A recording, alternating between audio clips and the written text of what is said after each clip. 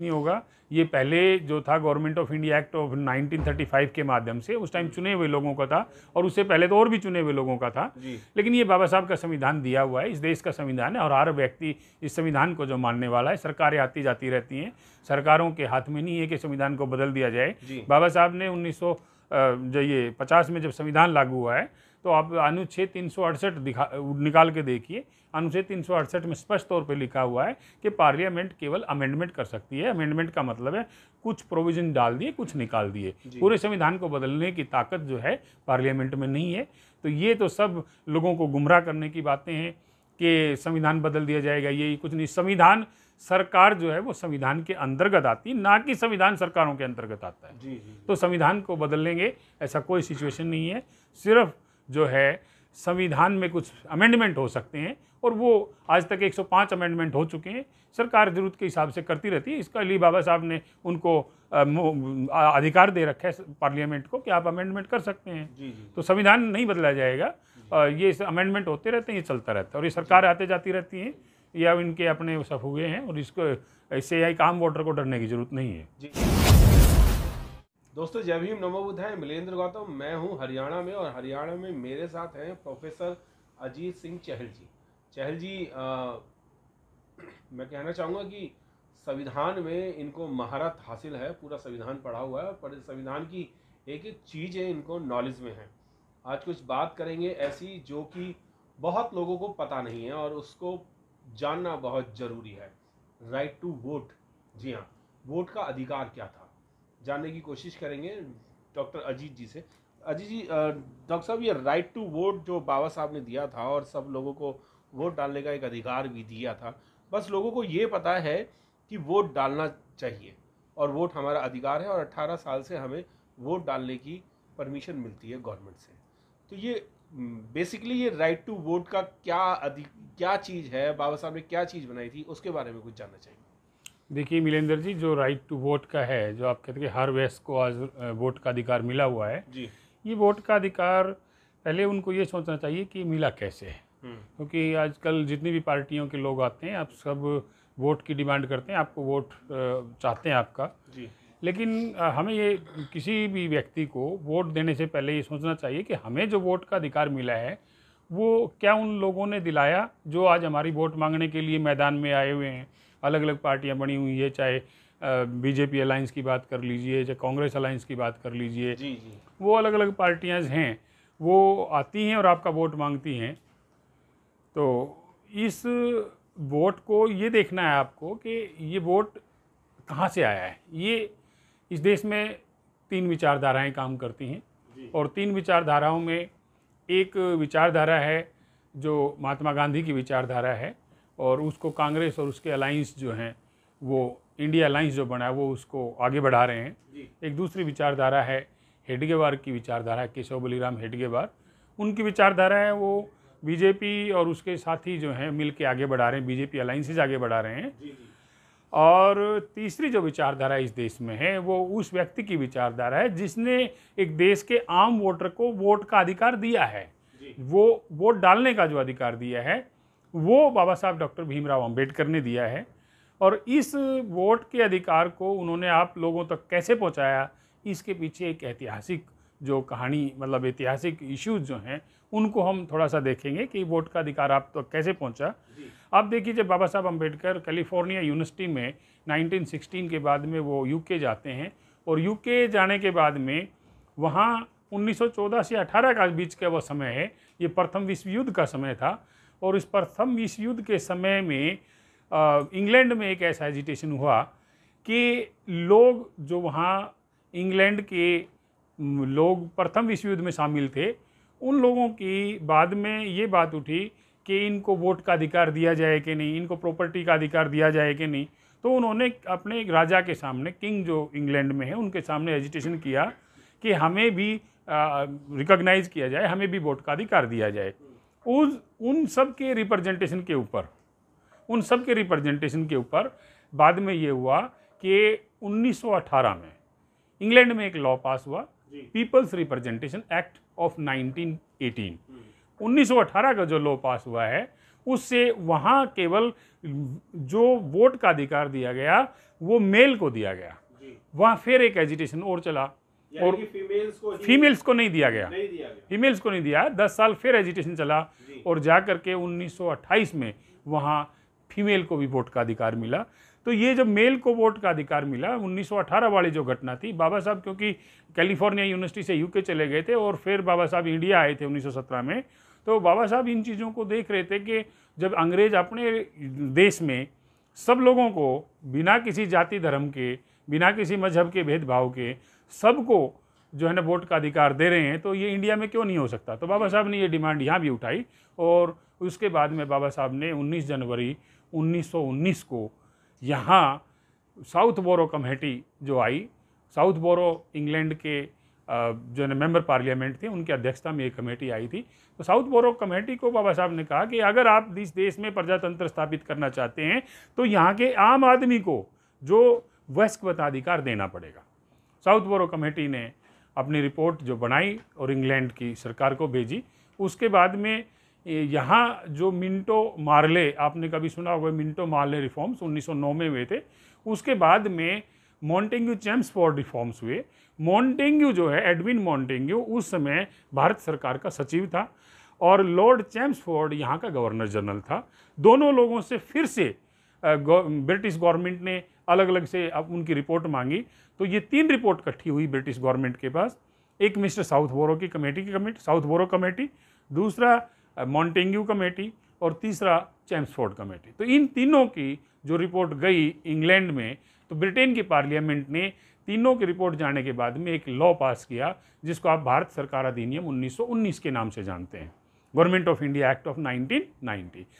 इस 1919 के अधिनियम में ये लिखा गया कि जो डिप्रेस्ड क्लासेस हैं उनको भी पॉलिटिकली रिकॉग्नाइज किया जाएगा, जो डिफरेंट सेक्ट्स बने हुए थे उनको भी रिकॉग्नाइज किया जाएगा और इन सबको राजनीति में हिस्सा दिया जाएगा। क्योंकि बाबा साहब की जो डिमांड थी साउथ बोरो के साथ कि अगर रियली आप यहाँ प्रजातंत्र स्थापित करना चाहते हैं तो यहाँ इस देश के हर नागरिक को वोट का अधिकार मिलना चाहिए, तब जा करके प्रजातंत्र स्थापित होगा। ये 1919 का एक्ट में एक बात लिखी कि जब ये एक्ट के 10 साल पूरे होंगे तो हम एक कमीशन भेजेंगे, और वो कमीशन आया रॉयल कमीशन के नाम पे। रॉयल कमीशन जो है उसमें 7 सदस्य थे, जिनमें से 3 मेंबर पार्लियामेंट थे यूके के और 4 दूसरे लोग थे। तो वहाँ जो उनका हेड था उस रॉयल कमीशन में सर जॉन साइमन था, इसलिए वो साइमन कमीशन के भी नाम से बोला गया यहाँ, या रॉयल कमीशन के नाम से, दोनों एक ही चीज़ है। और उस साइमन कमीशन के साथ जो सर जॉन साइमन था, उसके साथ एक वहाँ का ब्रिटेन का पार्लियामेंट का मेंबर पार्लियामेंट एटली भी था, जो बाद में जाकर के एटली लिबर पार्टी से ब्रिटेन का प्राइम मिनिस्टर भी बना। तो ये 1928 में जब साइमन कमीशन इंडिया आया, क्योंकि 1927 में लॉन्च हुआ, 1928 में यहाँ आया, वहाँ रॉयल कमीशन के नाम से लॉन्च हुआ, 1928 में है साइमन कमीशन के नाम। तो इस साइमन कमीशन का गांधी और उनके लोगों ने, जो आज आपके वोट को मांगने के लिए आपके पास आते हैं, जो उन्होंने उस साइमन कमीशन का विरोध किया और ये कह के विरोध किया कि इसमें कोई भी भारतीय नहीं है। यथास्थिति जो थी उसको, जो अंतोगतवा जो असलियत थी उसको छपा करके ये कहा गया कि आप साइमन कमीशन का विरोध कीजिए, और लाला लाजपत राय को लाहौर भेजा उसका विरोध करने के लिए। लेकिन इधर बाबा साहब अम्बेडकर इन स्थितियों से काफ़ी वाकिफ़ थे। उन्होंने सर छोटू राम, जो जाट समाज के एक बड़े नेता हैं हरियाणा के, और पूरे नॉर्थ इंडिया में एक बड़ा नाम है सर छोटू राम का, सर छोटू राम, और बिहार से एक बैकवर्ड क्लास के सुंदरलाल चौरसिया, ये तीनों व्यक्ति लाहौर गए और इन्होंने साइमन कमीशन से मुलाकात की और पूरे इंडिया को उनको विजिट्स कराई। और साइमन कमीशन ने जो रिपोर्ट दी जा करके, उसके बाद ब्रिटेन की जो पार्लियामेंट थी उसने डिसाइड किया कि अब हम राउंड टेबल कॉन्फ्रेंसेस बुलाएंगे, जिसमें भारतीय नेताओं को बुलाया जाएगा और पूछा जाएगा कि आप लोगों को क्या क्या डिमांड्स है और इनको कैसे हम पूरा करें। तो साहब अभी आपने एक नाम लिया साइमन कमीशन, इस साइमन कमीशन क्या था? साइमन कमीशन ये रॉयल कमीशन था जो ब्रिटिश गवर्नमेंट ने इसलिए था क्योंकि जो 1919 का अधिनियम था उसमें लिखा हुआ था कि 10 साल जब पूरे होंगे तो हम एक कमीशन भेजेंगे यहाँ की डिप्रेस्ड क्लासेस को और यहाँ की जो प्रजातांत्रिक स्थिति थी उसको देखने के लिए। तो क्या एस्टेब्लिश हुआ, तो वो वहाँ के वो सारे ब्रिटेन के लोग थे। 3 मेंबर थे ब्रिटेन के पार्लियामेंट के सदस्य थे, सर जॉन साइमन जो उनके अध्यक्ष थे, और क्लेमेंट एटली, ये उनके मेंबर थे, एक ब्रिटिश मेंबर और पार्लियामेंट के थे, और 4 अन्य सदस्य थे जो एग्जीक्यूटिव के सदस्य थे। तो ये साइमन कमीशन की रिपोर्ट के बाद में फिर ब्रिटिश गवर्नमेंट ने राउंड टेबल कॉन्फ्रेंसेस बुलाई, और राउंड टेबल कॉन्फ्रेंसेस में जब प्रथम राउंड टेबल कॉन्फ्रेंस हुई वो 12 नवंबर 1930 को सर जो किंग जॉर्ज पंचम, जो वहाँ उस टाइम पंचम आ गए थे, किंग जॉर्ज पंचम ने उसका उद्घाटन किया, और उसमें अछूतों का प्रतिनिधित्व करने के लिए, डिप्रेस्ड क्लासेस का प्रतिनिधित्व करने के लिए बाबा साहब डॉक्टर अंबेडकर और एस श्रीनिवासन 2 बंदे यहाँ से गए और उन्होंने अपनी बात रखी। इस साइमन कमीशन की रिपोर्ट के आधार पर जो पहला गोलमेज सम्मेलन बुलाई गई, उसमें गांधी और कांग्रेस जानबूझ करके नहीं गए, उन्होंने मना कर दिया जाने के लिए। दूसरी राउंड टेबल कॉन्फ्रेंसेस हुई, उसमें गांधी गया और जाकर के ये कहा कि डॉक्टर अंबेडकर तो अछूतों का नेता नहीं, अछूतों का नेता तो मैं हूँ। यहाँ ब्रिटिश गवर्नमेंट ने फिर ब्रिटिश पार्लियामेंट ने पूछा कि भाई आप कैसे हैं, तो डॉक्टर अंबेडकर अछूतों का नेता है, डिप्रेस्ड क्लासेस का नेता है। तो फिर उन्होंने ये कहा कि जो आप दोनों कह रहे हैं हम नहीं मानेंगे, हम आपके लोगों, देश के लोगों से पूछेंगे। और वहाँ फिर इंडिया के लोगों के पास टेलीग्राम भेजे गए कि जो अंबेडकर को डिप्रेस्ड क्लास का नेता मानता है वो इनकी फेवर में तार भेजिए, जो गांधी को मानता है वो गांधी की फेवर में तार भेजिए। गांधी के पास चुने हुए लोगों के गांधी के नाम से तार गए, वो भी पूना से गए। बाकी ऑल ओवर इंडिया से जो तार गए वो बाबा साहब अंबेडकर के नाम गए, और इसलिए बाबा साहब अंबेडकर को डिप्रेस्ड क्लासेस का नेता जो ब्रिटिश की जो राउंड टेबल कॉन्फ्रेंस थी सेकंड, उसमें डिक्लेयर कर दिया गया कि सच में बाबा साहब और डॉक्टर अंबेडकर यहाँ के डिप्रेस्ड क्लासेस के नेता हैं। तो ये दूसरी कॉन्फ्रेंस थी जिसमें गांधी ने ये क्वेश्चन लगाया। तो तीसरी कॉन्फ्रेंस में जो गांधी प्रतिनिधित्व करने गए राउंड टेबल कॉन्फ्रेंस में, वहाँ तो स्पष्ट कह दिया उन्होंने कि अगर आप गरीबों को, अछूतों को, पीड़ितों को, डिप्रेस्ड क्लासेस को भी वोट का अधिकार देंगे तो हमें ऐसी आज़ादी नहीं चाहिए। हम गुलाम ही रहना पसंद करेंगे, लेकिन अगर इनको आज़ादी देनी है तो हमें ये ऐसी आज़ादी नहीं चाहिए। तो ये जब कहा तो आप समझ सकते हैं कि आप लोगों के अधिकार अगर आपको मिलते हैं तो उस पर गांधी का क्या वर्जन था, उस पर कांग्रेस का क्या वर्जन था। अगर आप इनको डिटेल में पढ़ना चाहेंगे तो वॉल्यूम 17(2) जो है, 17(1) जो है, उसमें बाबा साहब का एक राइट अप है, उसमें वाज गांधी ए महात्मा, ये आप इसको पढ़ लीजिए, बड़ा अच्छा बाबा साहब ने लिखा है। और जो what Gandhi and Congress has done for untouchable, जो वॉल्यूम 9 है बाबा साहब की राइटिंग एंड स्पीचेस का, उसमें सारी डिटेल्स हैं कि कैसे कैसे राउंड टेबल कॉन्फ्रेंस है। और वॉल्यूम नंबर 2 में साइमन कमीशन, राउंड टेबल, उसमें से आप पढ़ेंगे तो वो भी चीज़ें आपको मिल जाएंगी। तो बाबा साहब की राइटिंग एंड स्पीचेस बाकी क्लियर हैं इन चीज़ों पर। तो वहाँ कांग्रेस ने और उनके नेताओं ने पुरजोर विरोध किया कि डिप्रेस्ड क्लासेस को वोट का अधिकार नहीं मिलना चाहिए। उसके बाद तीनों राउंड टेबल कॉन्फ्रेंसेस का कंक्लूजन हुआ कि वहाँ उस टाइम जो मैकडोनल्ड जो थे, जॉर्ज मैकडोनल्ड प्राइम मिनिस्टर थे यूके के उस टाइम, तो मैकडोनल्ड ने एक अवार्ड घोषित किया वहाँ 10 अगस्त 1932 को, और वो अगस्त जो अवार्ड जो है वो मैकडोनल्ड अवार्ड के नाम से आया, और जिसकी 17 अगस्त 1932 को सुबह सुबह ऑल इंडिया रेडियो के माध्यम से जब गांधी और उनके नेताओं को पता लगी, कांग्रेस के नेताओं का, कि कम्युनल अवार्ड डिक्लेयर हो चुका है, यानी कि वहाँ जो रॉयल कमीशन के बाद जो मैकडोनल्ड अवार्ड आया था वो यहाँ कम्युनल अवार्ड के नाम से जाना गया। और उस कम्युनल अवार्ड में 4 चीज़ें बाबा साहब इस देश के लोगों के लिए लेके आए थे। सबसे पहले वोट का अधिकार वो लेके आए थे, सबको, वेस्ट को मताधिकार। दूसरा, जो पॉपुलेशन है, पॉपुलेशन के हिसाब से रिप्रेजेंटेशन दिया जाए। तीसरा, जो 2 वोट का अधिकार। और चौथा जो है सेपरेट इलेक्टोरेट, पृथक निर्वाचन क्षेत्र। ये 4 चीज़ें लेके आए थे जिनके खिलाफ महात्मा गांधी ने यरवदा जेल में उस टाइम थे, उन्होंने आमरण अनशन शुरू कर दिया। और अंतोगत्वा ऐसा हुआ कि बाबा साहब को मजबूरी में 24 सितंबर 1932 को पूना पैक्ट पे साइन करना पड़ा, और पूना पैक्ट के माध्यम से 3 चीज़ें ख़त्म कर दी। एक, जो वयस्क मताधिकार वो दिया गया, और उसके बाद 3 चीज़ों की जगह रिजर्वेशन दी गई।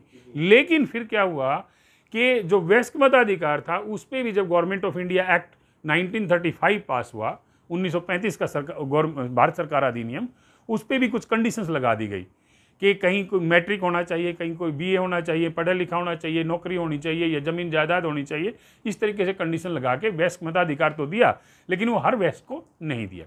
इसके लिए 1 दिसंबर 1944 को बाबा साहब ने, क्योंकि जो साइमन कमीशन में मेंबर थे क्लेमेंट एटली, वो वहाँ उस टाइम प्राइम मिनिस्टर बन चुके थे 1944 में। तो बाबा साहब ने उनको लेटर लिखा, क्योंकि अच्छे मित्र थे बाबा साहब के वो, कि लेटर लिखा कि आप जो है ना इस जो पूना पैक्ट है इस करार को रद्द कर दीजिए। तो वहाँ से बाबा साहब के नाम लेटर आया इटली का कि डॉक्टर अम्बेडकर, ये दो भारतीय पार्टियों के बीच का एक पैक्ट था, इसलिए इसको हम रद्द नहीं कर सकते। आपको कॉन्स्टिट्यूशन जब आगे फ्रेम होगा उसमें आपको टाइम दिया जाएगा और आप इसको कॉन्स्टिट्यूशन के माध्यम से ठीक कर देना। और हुआ हुई कि कॉन्स्टिट्यूशन असेंबली जो है कॉन्स्टिट्यूट हुई, क्योंकि जो कैबिनेट मिशन आया, कैबिनेट मिशन के बाद में कॉन्स्टिट्यूशन असेंबली कॉन्स्टिट्यूट हुई। और उसके बाद में फिर जब कॉन्स्टिट्यूएंट असेंबली में बाबा साहब की एंट्री होनी थी, उस टाइम फिर ये जो आपका वोट मांगने के लिए लोग आते हैं, इन्होंने फिर से बाबा साहब के विरोध किया। बॉम्बे से बाबा साहब इलेक्शन लड़े, उनको हरा दिया। और वो हारने के बाद में वहाँ उस टाइम एक स्टेटमेंट भी आई थी सरदार वल्लभ भाई पटेल के माध्यम से, कांग्रेस और उनके नेताओं ने एक स्टेटमेंट दिलाई कि हम जो है देखते हैं डॉक्टर अंबेडकर कैसे संविधान सभा पहुंचेंगे। हमने इनके लिए सारे खिड़की, सारे दरवाजे, यहाँ तक कि रोशनदान भी हमने बंद कर दिए हैं संविधान सभा के, हम देखते हैं कैसे आते हैं, क्योंकि उनको हरा दिया।